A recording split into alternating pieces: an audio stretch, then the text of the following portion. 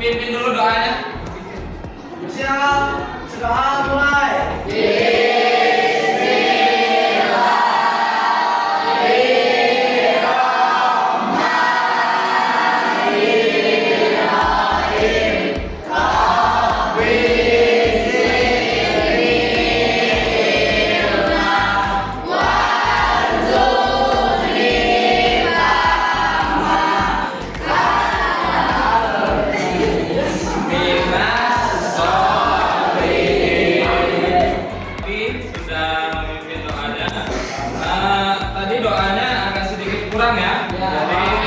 Harus dibiasakan lagi untuk nanti berdoa ke depannya. Oke, hari ini siapa yang tidak masuk? Berapa orang yang tidak masuk? 4, 5 orang. Siapa aja? Anastasia, Sabir, Maulana. Ya, ada yang sakit juga ya? Ya, semoga yang lagi sakit, yang belum bisa di sini kita doakan semoga cepat sembuh. Semoga kembali lagi bersama teman-teman semuanya. Oke, baiklah. Minggu kemarin kita sudah belajar tentang apa? Ada yang tahu? Sujud. Oke, bagus. Kita belajar tentang sujud. Sujud itu kalau kalian tahu berada di mana sujud itu? Sujud itu adanya di mana? Kalau kalian biasa sujud di mana? Kalau kalian biasa sholat, kalian akan melakukan sujud. Kemarin kita sudah belajar tentang sujud. Nah, sujud di sini ini adalah di luar sholat. Sujud yang dilakukan di luar sholat ada 3. Yang pertama adalah sujud sahwi, sujud syukur, dan juga sujud tilawah. Oke, Bapak minta coba Irham, ini ada orang yang sedang praktek sujud apa ini? Sujud syukur. Sujud syukur. Kenapa di sini sujud syukur, Irham? Karena dia habis main bola Pak, sudah menang. Bagus. Karena dia memasukkan bola ke dalam gawang, atau dia menerima kenikmatan, atau dia menerima kebahagiaan, maka dia melakukan sujud syukur. Bagus. Kemudian coba Sakil. Di sini sujud apa Kil yang sedang dilakukan Kil? Tilawah. Sujud tilawah. Kenapa sujud tilawah Kil? Benar tadi Kil. Sujud tilawah. Kenapa sujud tilawah? Kenapa? Nah, kenapa? Karena dia membaca atau mendengar ayat-ayat sajadah. Ayat-ayat sajadah itu ada 15. Oke, nanti kita akan pelajari. Tapi sebelum itu kita akan melihat dulu apa sih yang akan kita pelajari hari ini. Yang kita pelajari hari ini adalah tentang hikmah. Hikmah sujud sahwi, hikmah sujud tilawah, dan juga hikmah sujud syukur. Oke, sebelum kita mulai kita ice breaking dulu ya. Karena lihat ini waktunya sudah siang dan kalian juga sudah lapar. Jadi untuk memunculkan semangat kita tepuk semangat dulu. Oke. Tepuk semangat.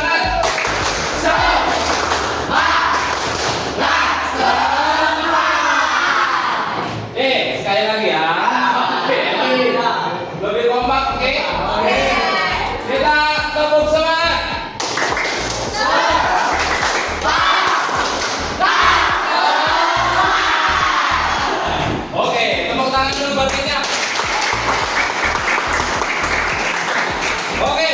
Di sini ada materi tentang hikmah sujud syukur, sujud sahwi, dan juga sujud tilawah.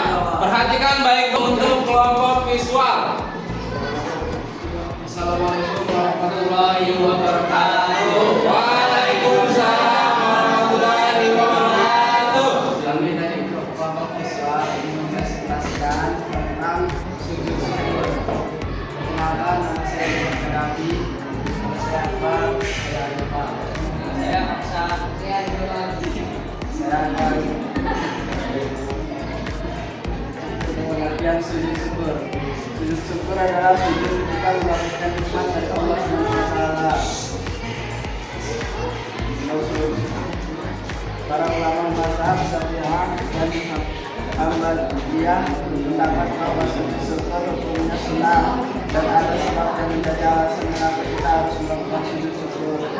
Maksud akan dijelaskan dalam hadis-hadis Rasulullah SAW sebagaimana Al-Quran bin Nasir As-Sadiqah Rahmatullah kata dalam kitabnya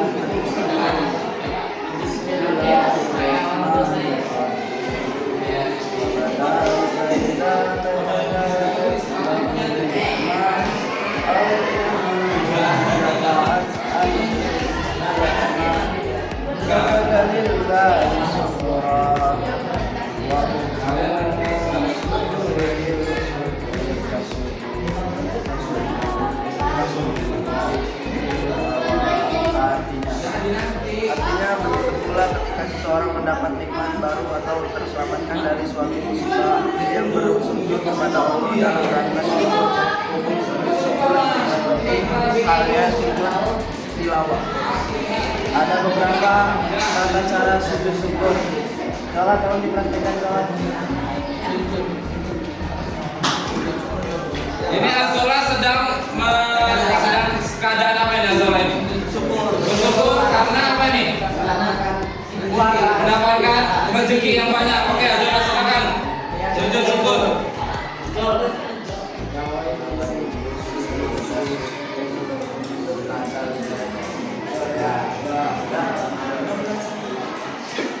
Sujud syukur.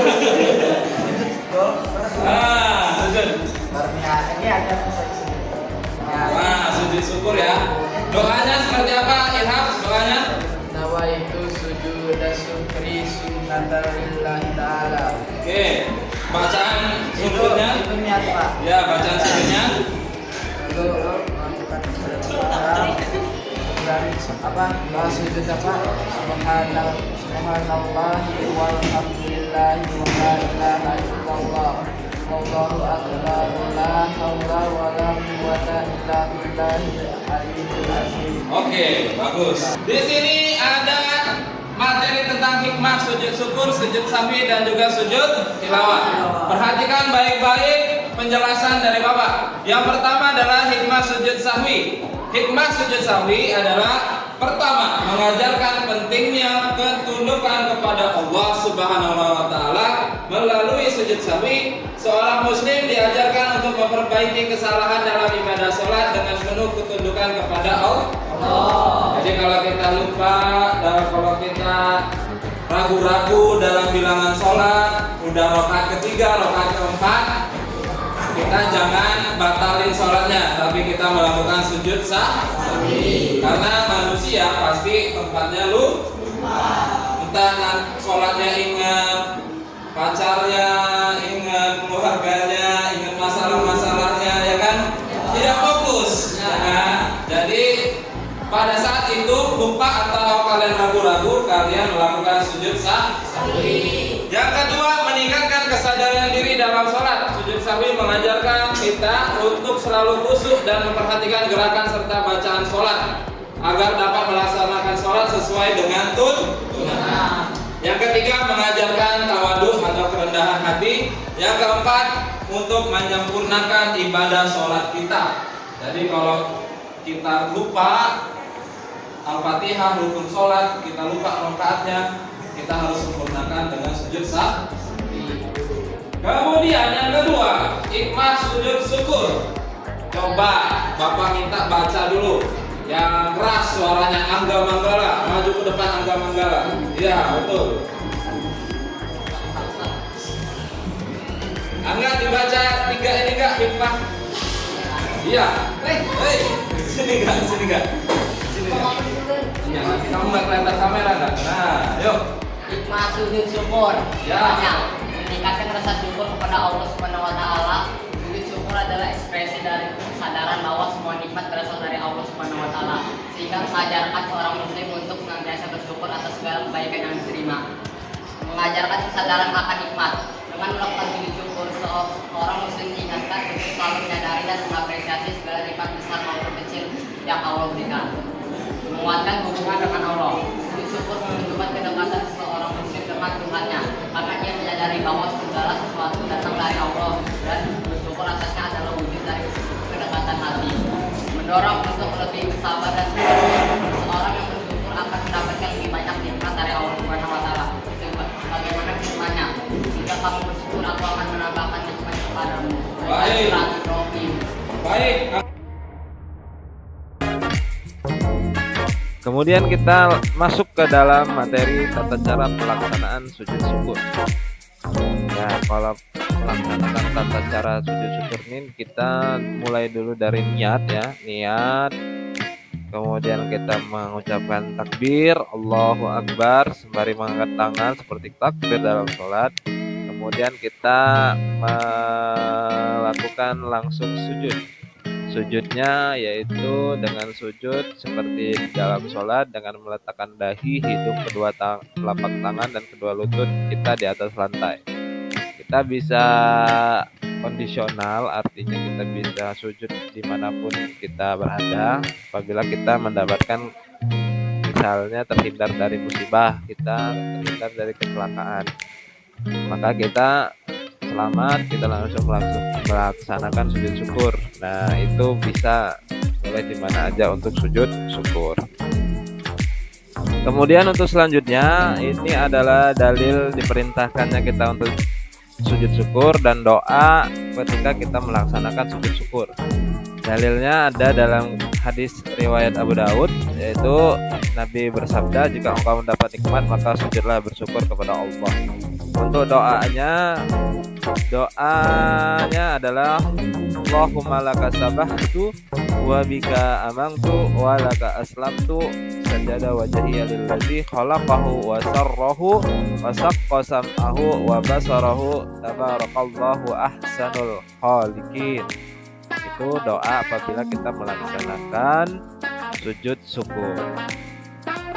Untuk selanjutnya adalah tata cara pelaksanaan sujud sahwi. Sujud sahwi dilaksanakan di dalam sholat. Di dalam sholat kita sebelum salam. Jadi sebelum salam yang terakhir kita harus melaksanakan sujud sahwi. Di sini kalau kita lupa, kalau kita ragu-ragu, maka kita harus melaksanakan sujud sahwi. Yang dilakukan adalah menambah dengan 2 sujud sebelum salam. Jadi sujud yang pertama kita membaca doa, kemudian kita bangkit lagi, kemudian kita melakukan sujud lagi yang kedua. Kita membaca doa lagi, doanya sama, kemudian setelah selesai kita melakukan 2 sujud tersebut, kita melaksanakan salam yang terakhir, yaitu assalamualaikum warahmatullahi wabarakatuh. Assalamualaikum warahmatullahi wabarakatuh.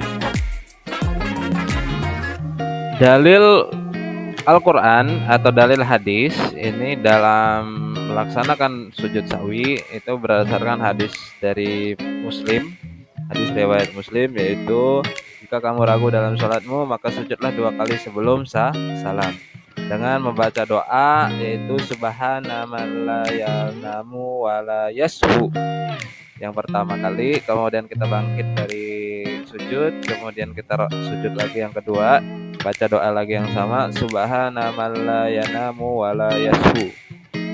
Itu doa sujud sahwi. Yang ketiga adalah tata cara pelaksanaan sujud tilawah.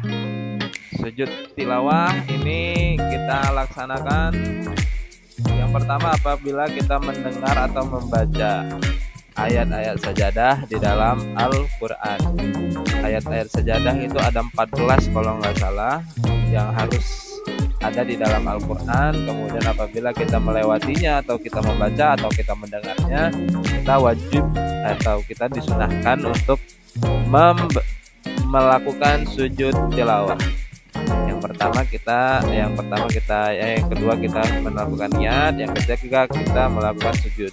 Sujudnya sama, kita seperti sujud yang biasa kita laksanakan di dalam sholat. Untuk pelaksanaan tempatnya kita kondisional lagi apabila kita mendengar atau kita membaca ayat sajadah dimanapun itu berada. Kemudian untuk selanjutnya adalah dalil dan doa sujud tilawah. Untuk dalil dilaksanakannya sujud tilawah itu ada di dalam Quran surat An-Nahl ayat 49 dan Quran surat As-Sajdah ayat 15.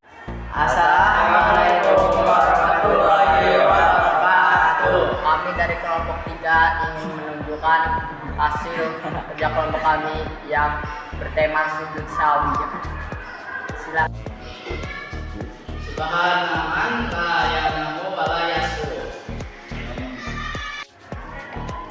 Sekian video singkat dari kami akhiri. Wassalamualaikum warahmatullahi wabarakatuh. Kelompok kinestetik videonya luar biasa bagus ya. Angga kemarinnya bagus loh. Nanti Bapak kasih actingnya 10 buat Angga nanti ya. Oke, terima kasih buat tiga kelompok ini. Untuk kelompok sujud sapi, silakan diberikan, ada yang bisa beri kesimpulan tentang hikmah sujud sapi. Angga berdiri. Angga, apa hikmahnya hari ini? Sujud sawi Ya. menyempurnakan kekurangan dan keterlambatan dalam pelaksanaan sholat, menggenapkan pahala sholat, menghinakan setan.